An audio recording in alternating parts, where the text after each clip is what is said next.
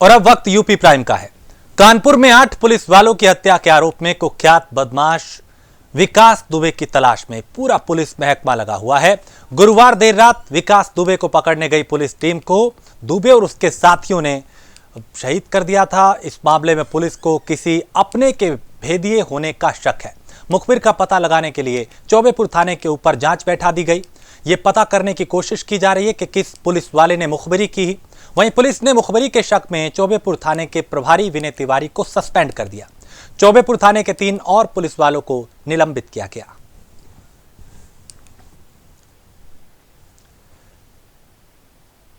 Kanpur encounter के बाद Chaubepur SO पर गंभीर आरोप लग रहे हैं कि उन्होंने हिस्ट्री शीटर विकास दुबे को संरक्षण दिया था, जिसका नतीजा यह हुआ कि इलाके में विकास दुबे के खिलाफ कोई जुबान नहीं खोलता था और एनकाउंटर के वक्त चौबेपुर एसओ भी वहां मौजूद थे, लेकिन एनकाउंटर शुरू होते ही वो वहां से फरार हो गए।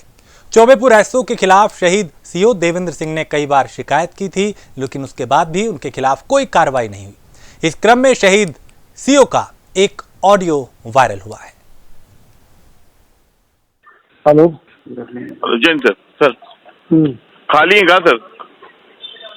क्या जब टाइम हो तो साहब मैं बात कर लूं, थोड़ा सा बताना। बोलो सर, एक जो है भैंसी चोरियों का साहब हमारे यहाँ वो चल रहा था सर, जो है तो रात के जो है 2 बजे 112 नंबर से फोन आया है कि मतलब एक पिकअप जो है गांव वालों ने पकड़ लिया है।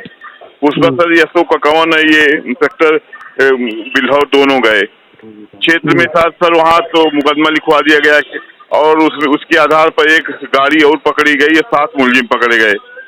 इन्होंने साहब अच्छे मुलजिम पकड़े गए तो एसओ ने कहा कि मुझे दे दो, ककवन ने कहा मुझे दे दो 7 का 7।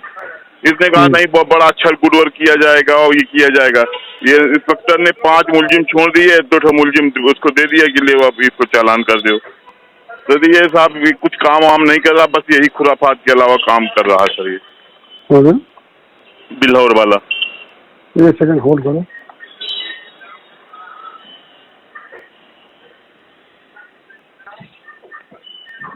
यार वो मंगवाओ वहाँ से चार्जर, इसका वाला अंदर है।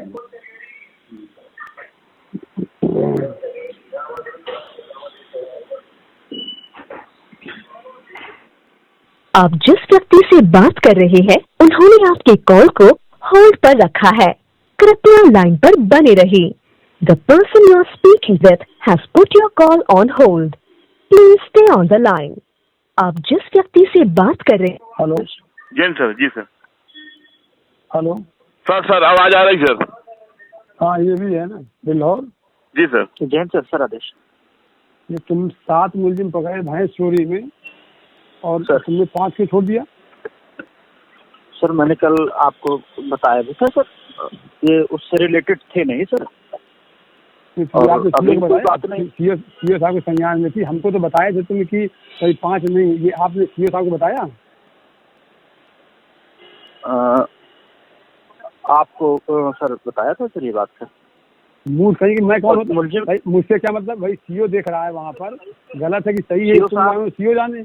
नहीं सर, इसमें एसओ ककवन ने कहा इनसे कि साहब मुझे 7 दे दीजिए।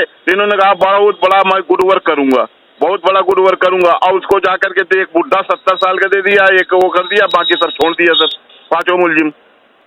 और अब मैं एसओ ककवन बता देंगे पूरी बात। बिल्कुल ईमानदारी से साहब पूछ लें। अभी नहीं तो 2 दिन तक वो 7 मुलजिम बैठे रहे, 2 दिन तक मुलजिम बैठे रहे 7। तुमने सीओ से पूछा? जब सीओ के संज्ञान में था तो सीओ को पहले कन्विंस करते कि भाई ये ऐसा ऐसा क्या करना है, तब आप बताते। मैं आज सर उपलब्ध नहीं हो पाए सर। मैं आज भी सर के पास गया था साहब के। आज तो मेरी ड्यूटी लगी थी आगरा में। आप कब मुलजिम आज से थोड़ा बैठे हैं, मुलजिम 3 दिन से बैठे हैं सर। कोई मैंने मतलब क्या आपको सीओ से मतलब नहीं है? आप जो है रेप वाला मुलजिम आपने छोड़ दिया, मुझसे बताया तक नहीं। अगर जब रेप वाला मुलजिम का जब मर जाती लड़की तो सीओ सस्पेंड होता, क्योंकि हरजन था वो। आप जो नहीं अपने बिना मनमानी कर रहे हैं आप। किसकी बात कर रहे हैं साहब? मैं वही मैन कह रहा हूँ जो पब्लिक वालों ने पकड़ा था, उसमें भी आप इसी तरह किए हैं। अभी वो आदि मुकदमा भी है, जिसकी लड़की थी वो भी है, कटियार को जो छोड़ा गया था वो भी है। मेरे पास पूरा मैं सामने पेश कर सकता हूँ। सर आप बिल्कुल वो कर लें, आपके नॉलेज में सर बात डाली थी, वो लड़की को सर मैं ही लाया था पकड़ करके लड़के को। ये तो क्यों छोड़ा गया कटियार को? आपने मुझसे बताया था क्या कि मैं छोड़ रहा हूँ? 7 मुलजिम वहाँ 7 पकड़े गए और 7 में पकड़ने के बाद सीओ के संज्ञान में था और वहाँ पर पूरी बात ही तो सीओ साहब बताते कि साहब ये निर्दोष है, ये दोषी हैं। सर सीओ साहब से मेरा संपर्क नहीं हो पाया, ये बात क्यों नहीं हो पाया? है। मैं अभी भी आदमी हमसे संपर्क हो सकता है, फोन क्यों नहीं हुआ संपर्क? फोन से बताते आप। सर ये जरूर मुझसे गलती हुई है, बाकी मैं सर 12 बजे बिलावर से चला हूँ छोड़ा है, आगरा के लिए। आदमी को गलत तरीके से छोड़ा है सर।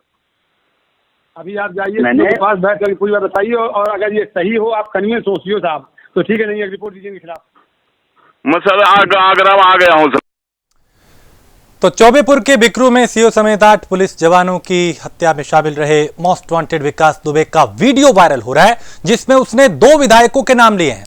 हालांकि ये वीडियो काफी पुराना बताया जा रहा है। वीडियो वायरल होने के बाद दोनों विधायकों ने भी अपना पक्ष रखा। एक विधायक ने विकास से कोई भी संबंध ना होने और ना कभी मिलने की बात कही। दूसरे विधायक ने ऐसे वीडियो की जांच कराने और मामला ऊपर तक रखने का बयान दिया है।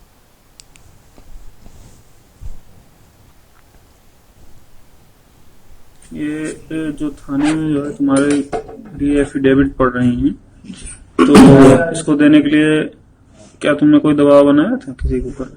दबाव जैसा नहीं, लेकिन अपना प्रयास किया था हमने, जो है अपने लोकल लीडर्स और उनसे है जो अपने हमारे यहाँ के प्रबुद्ध लोग हैं उनसे किया था मैंने। कौन कौन है? हमारे लोकल विधायक हैं, भगवती प्रसाद सागर जी हैं और अभिजीत शांगा जी हैं एमएलए, और हमारे ब्लॉक प्रमुख हैं राजेश कमल जी, और जिला पंचायत अध्यक्ष हैं गुड्डन कटियार जी, और प्रधान लोग भी हैं 2, 3, 4, 5 लोग।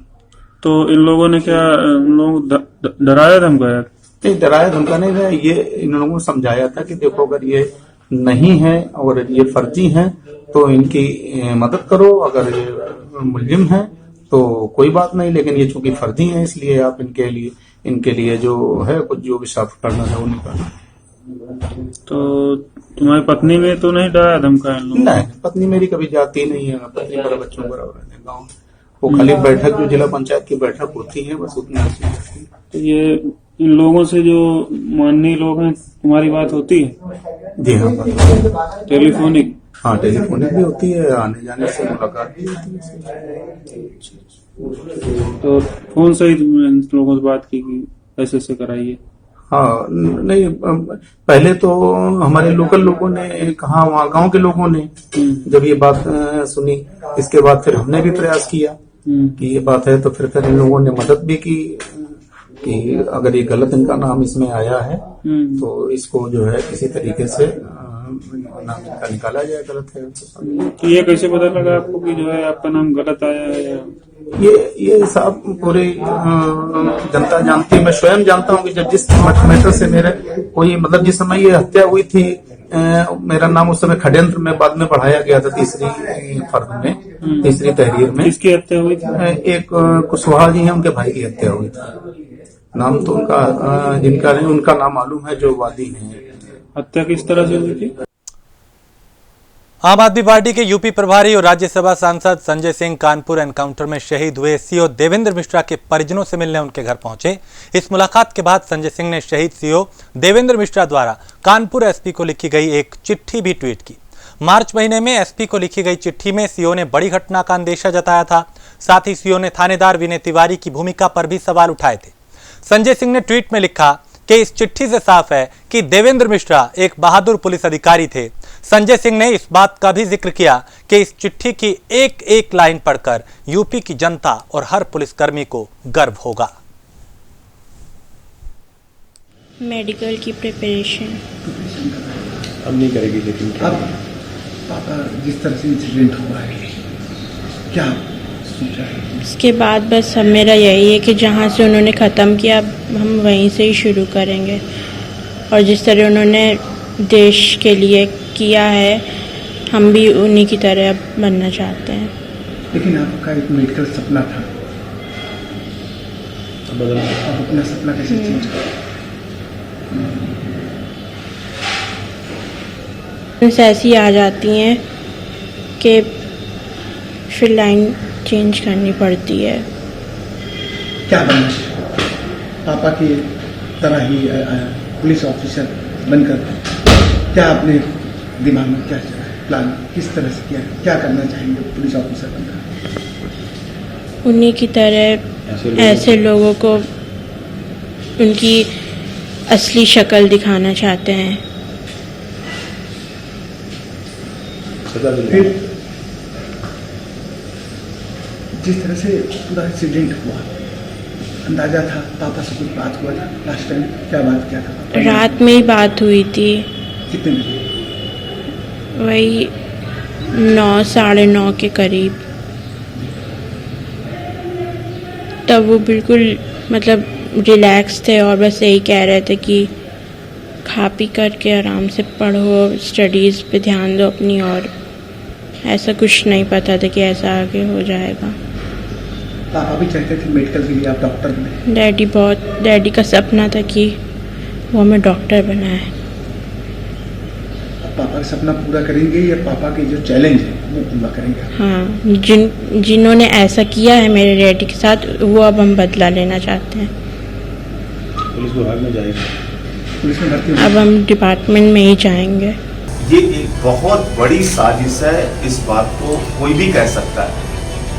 तो मैं आदरणीय मुख्यमंत्री जी से, योगी जी से अनुरोध करूंगा कि इस पूरे घटना की हाई कोर्ट के सिटिंग जज से जांच कराई जाए। कौन कौन से लोग इसमें शामिल थे वो पूरा सच सामने आना चाहिए। और अगर पुलिस के ईमानदार अधिकारियों को काम नहीं करने दिया जाएगा, अगर पुलिस के ईमानदार अफसर अपनी ड्यूटी नहीं कर पाएंगे, तो कैसे पुलिस की निष्पक्षता बनी रहेगी, कैसे पुलिस की कार्यशैली आगे बढ़ेगी, कैसे वो अपराधियों के खिलाफ कार्रवाई करेंगे? इनको तो जो मैं देख रहा हूं कि बाहर से ज्यादा अंदर से खतरा था, अंदर से खुद अपने मातहत से खतरा था। इसके बाद तो ये एक बड़ा षड्यंत्र और बड़ी साजिश है। और आज जो ये खुलासा इनके परिवार ने किया, खासतौर से उनकी बेटी और उनके साधु साहब ने जो मिलके उनकी फाइलें वगैरह देखी हैं और उनके व्हाट्सएप के जरिए जो बातचीत सामने आई है, ये बहुत चौंकाने वाली है, बहुत चौंकाने वाली है। और देवेंद्र मिश्रा जी की ईमानदारी को मैं सर झुका के नमन करता हूँ। वैसा अफसर उत्तर प्रदेश पुलिस को गर्व होना चाहिए। लगातार उन्होंने सूचना दी है उस अपराधी के बारे में, लगातार उन्होंने सूचना दी है कि कोई गंभीर घटना उनके साथ घटित हो सकती है। तो ये बहुत बड़ी साजिश, षड्यंत्र और लापरवाही का मामला है। कानपुर कांड के बाद यूपी में शासन प्रशासन सख्त हो गया है। यूपी के हर जिले के अधिकारियों को यह आदेश दिया गया है कि वो अपने जनपद के सभी हिस्ट्री शीटर की लिस्ट तैयार करें, जिसमें हर वर्ग और हर तरह के हिस्ट्री शीटर मौजूद होने चाहिए। इसे लेकर बुलंदशहर पुलिस ने भी अपनी तैयारी शुरू कर दी है। बुलंदशहर में 1996 से हिस्ट्री शीटरों की सूची दर्ज है और अब 1986 हिस्ट्री शीटर है जिनकी सूची दर्ज है। अब उस लिस्ट को अपडेट किया जा रहा है और जल्द ही कंप्लीट सूची तैयार हो जाएगी। और पुलिस ऐसे भी अपराधियों को चिन्हित कर रही है जिन्होंने पिछले लंबे समय से कोई अपराध नहीं किया। देखिए, निर्देश पहले से ही हैं कि जो दुराचारी वर्ग हैं, हिस्ट्री शीटर हैं, इन सब की गहनतापूर्वक निगरानी की जाए, इनकी गतिविधियों पर लगातार नज़र रखी जाए और इनके विरुद्ध यथावश्यक निरोधात्मक कार्रवाई की जाए। और वो प्रक्रिया लगातार चल रही है। नए जो अपराधी निकल के आ रहे हैं उनकी नई हिस्ट्री शीट खोलने के भी निर्देश थे, वो कार्य भी हम लोग करा रहे हैं। पिछले 2 महीनों में 19 नए हिस्ट्री शीटरों को चिन्हित करके उनकी हिस्ट्री शीट खोली गई है। लगभग 1996 हिस्ट्री शीटर आज की तारीख में हैं और लगातार हम इस प्रक्रिया को आगे बढ़ा रहे हैं। इसके साथ ही हमने ऐसे लोगों को भी चिन्हित करने का प्रयास किया है जिन्होंने पिछले 1 दशक से अपराध तो नहीं किया है, पुराने अपराध हैं, लेकिन इसके बाद अभी मठाधीश होकर के नए लड़कों को पालने का काम कर सकते हैं या उनको असलहे याद उपलब्ध करा के पीछे साथ में लोगों के साथ लेके चलने का काम कर सकते हैं। तो ऐसे लोगों को चिन्हित करके उनकी भी हम हिस्ट्री शीट खुलवाएंगे ताकि नियमित रूप से उनकी भी निगरानी हो सके। और ऐसे लोगों की भी कुछ संख्या इस जनपद में है जो पिछले एक दशक से अपराध में तो डायरेक्ट नहीं है, लेकिन परोक्ष रूप से जिनके द्वारा नए लड़कों को प्रोत्साहित किया जाता है, संरक्षण दिया जाता है। यूपी के अपर मुख्य सचिव गृह अवनीश कुमार अवस्थी ने बताया कि प्रदेश में पिछले 24 घंटे में 24 लोगों की जान गई। कोरोना के कारण ये जान गई है, जबकि 933 नए मामले आए हैं। उन्होंने बताया कि प्रदेश में अब कोरोना के 8,718 सक्रिय केस हैं, जबकि 19,109 मरीज पूरी तरह ठीक हो चुके हैं। आज जो सूचना आई है, पिछले 24 घंटे में 933 केसेस आए हैं। आज जो रिलीज़ की सूचना है पिछले 24 घंटे में लगभग 348 है। अभी तक जो कुल डिस्चार्ज है वो 19,109 हो गया है। पिछले 24 घंटे में लगभग 24 डेथ्स की सूचना रिपोर्ट की गई है। पिछले 24 घंटे में जो 24 की सूचना है उसके अनुसार कुल 809 डेथ्स हैं और अब कोविड पॉजिटिव जो एक्टिव पॉजिटिव केसेस हैं उनकी संख्या 8,718 है। यानी कुल मिलाकर 8,718 लोग जो है अभी अस्पतालों में हैं जो कोविड पॉजिटिव हैं और उनको रिलीज़ अभी चरणों में अपना समय जो निर्धारित है वो पूरा करके वो बाहर आएंगे। पिछले 24 घंटे में जो सैंपल्स टेस्ट किए गए हैं उनकी संख्या 25,918 है। यानी 25,918 सैंपल्स कल टेस्ट किए गए। अब तक कुल सैंपल्स जो टेस्ट किए गए हैं प्रदेश में वो 8,87,997 है। इन सैंपल्स में अभी पिछले एक दिन के अंतर्गत 24,186 और सैंपल्स आज आ गए हैं जो आज टेस्टिंग में चले गए हैं। हॉटस्पॉट्स के एरियाज़ में 2,915 हॉटस्पॉट्स में 803 थाने हैं। 8,32,159 मकान उनमें निहित हैं। 48 लाख से अधिक लोग चिन्हित किए गए हैं। इनमें हॉटस्पॉट के एरिया में 8,628 लोग निवास कर रहे हैं, पॉजिटिव लोग निवास करते थे। इंडस्ट्रियल क्वारंटाइन के लिए लोगों की संख्या, इंस्टीट्यूशनल क्वारंटाइन के लिए लोगों की संख्या अब 9,754 हो गई है। हम ये भी बताना चाहेंगे कि अब तक कुल हॉटस्पॉट के क्षेत्रों में 4,588 door step delivery milk booth van, फल सब्जी की 6,570 और प्रोविजन स्टोर की 5,458 वैन्स जा रही हैं और प्रोविजन स्टोर की डिलीवरी से 6,515 डिलीवरी की व्यवस्था की जा रही है। कुल अब 35 केवल जो है सामुदायिक किचन चल रहे हैं और इनमें इनके माध्यम से हॉटपॉट्स के एरियाज़ में भोजन की सामग्री भी उपलब्ध कराई जा रही है। अब जो प्रदेश में प्रोग्रेस आई है 1,000 रुपया देने की नगरीय श्रमिकों को, निर्माण श्रमिकों को, ग्रामीण श्रमिकों को, अब यह संख्या 33.79 लाख होते हुए 337.90 करोड़ का भुगतान कर दिया गया है। राजस्व विभाग द्वारा जो 1070 का टोल फ्री नंबर है उसमें अब 1,17,674 कॉल्स में 1,16,037 कॉल्स जो है आई हैं। इस प्रकार पूरे प्रदेश में जो है कार्रवाई सुनिश्चित की गई है। मैं पुनः ये कहना चाहूँगा कि जो 188 के अंतर्गत मास्क पहनने की व्यवस्था है उसमें 188 पे कार्रवाई पर बल दिया जा रहा है। मास्क यदि लोग नहीं पहनेंगे तो उस पर कार्रवाई होगी और इस पर ये सबकी बेहतरी के लिए है, आम आदमी की अपनी बेहतरी के लिए है, उनके परिवार की बेहतरी के लिए है, वो कार्यालय में जहाँ जाते हैं सबकी बेहतरी के लिए है। हम ये भी बताना चाहेंगे कि अब 10,772 पब्लिक एड्रेस सिस्टम जो है लगाए गए हैं और इसमें 2,355 जगहों पर ये व्यवस्था की गई है। अब तक 18,024 कैदी छोड़े गए हैं और 53 अस्थायी जेलें स्थापित हैं। 769 जुवेनाइल बोर्ड के अंतर्गत जो बच्चे आते हैं उनको छोड़ा गया है। अब ये भी आपको बता दें कि अब जो बसेस का जो संचालन है, कल 6022 बसों का संचालन किया गया है और 7,13,000 लोगों ने बसों में अपना भ्रमण किया है। हमारी ये मानना है कि यदि बसों में लोग संचालन करें तो पूरा मास्क आदि और बाकी हैंड सैनिटाइज़र का उपयोग जरूर करें, जिससे किसी भी तरह की संक्रमण की कोई संभावना न हो। रामपुर में आज नए 8 कोरोना पॉजिटिव मामले आए। इनमें 3 व्यक्ति जिलाधिकारी के आवास पर तैनात कर्मचारी हैं, उनकी रिपोर्ट भी पॉजिटिव आई है। उसके बाद जिलाधिकारी के आवास को सैनिटाइज किया गया। वहीं कर्मचारियों के संपर्क में आने वाले सभी लोगों के सैंपल जांच के लिए भेजे गए।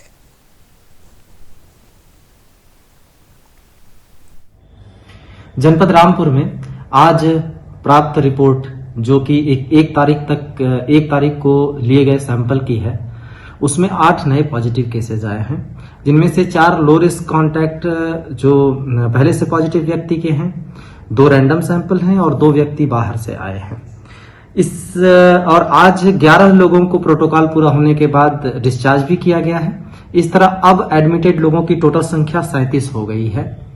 आज की जो रिपोर्ट है, चूंकि इसके पहले एक व्यक्ति कलेक्ट्रेट में पॉजिटिव पाया गया था, तो पूरे कलेक्ट्रेट के और जिलाधिकारी आवास के कर्मचारियों की भी सैंपलिंग करवाई गई थी और 1 तारीख को जो सारे कर्मचारियों की रिपोर्ट प्राप्त हुई, उनमें से 3 लोग जो डाक देखते थे जिलाधिकारी आवास पे, जो बाहर से आने वाली डाक जो रिसीव करते थे और भेजते थे, वो भी पॉजिटिव पाए गए हैं। जिसके फलस्वरूप जो आवास का जो बाहर का जो एरिया जिसमें उनका बैठना था और जहां से वो सारी गतिविधियां उनकी होती थी, उस सबको सैनिटाइज करने के साथ साथ उनके क्लोज कांटेक्ट में आए सभी लोगों के, हालांकि उन सारे लोगों के सैंपल नेगेटिव आ चुके हैं, फिर भी एहतियातन फिर से सैंपलिंग की गई है और पूरे परिसर को सैनिटाइज किया गया है। दिल्ली के मुख्यमंत्री अरविंद केजरीवाल ने कहा, सरकार अपने अस्पताल में कोविड-19 मरीजों के लिए आईसीयू बेड की क्षमता बढ़ाने के लिए हर संभव कोशिश कर रही है और एलएनजेपी और राजीव गांधी सुपर स्पेशलिटी अस्पताल में इनकी संख्या बढ़ाकर 180 और 200 की गई है। दोनों अस्पताल राष्ट्रीय राजधानी में कोविड-19 अस्पताल हैं। केजरीवाल ने राजीव गांधी सुपर स्पेशलिटी अस्पताल का दौरा करने के बाद तुरंत कोरोना वायरस रोगियों के लिए आईसीयू बेड में वृद्धि के बारे में ट्वीट किया।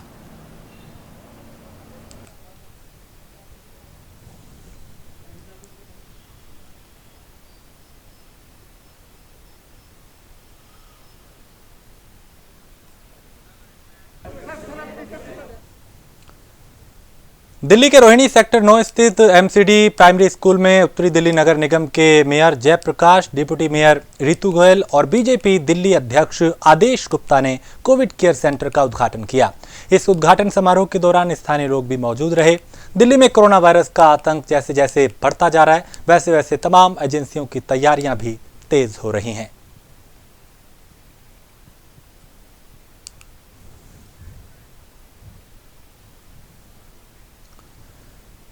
बुलंदशहर के सिकंदराबाद में वृक्षारोपण का महाअभियान चलाया गया। इस अभियान के तहत लगाए गए पौधों का डीएम रविंद्र कुमार ने निरीक्षण किया और खुद भी पौधारोपण किया। रविंद्र कुमार ने इस दौरान रोपित किए गए पौधों की प्रजाति, संख्या और अनुरक्षण आदि के बारे में जानकारी ली। साथ ही एसडीएम को जरूरी दिशा निर्देश भी दिए। जिलाधिकारी ने यह भी निर्देशित किया कि पौधारोपण की सभी साइट पर नोडल अधिकारी के जरिए पौधे को पॉलिथीन हटाकर लगवाया जाए और आवारा पशुओं से इनकी सुरक्षा की जाए। इससे पहले भी बुलंदशहर के जिलाधिकारी कोरोना काल में भी लगातार एक्टिव रहे हैं और चाहे वो फिर कम्युनिटी सेंटर में जाना हो या फिर अस्पताल सेंटर जो है, कम्युनिटी किचन का दौरा करना हो, अस्पतालों का उन्होंने वक्त वक्त पे दौरा किया है ताकि लोगों की परेशानी को कम किया जा सके और अब यहाँ पे पौधारोपण करते हुए वो नजर आए।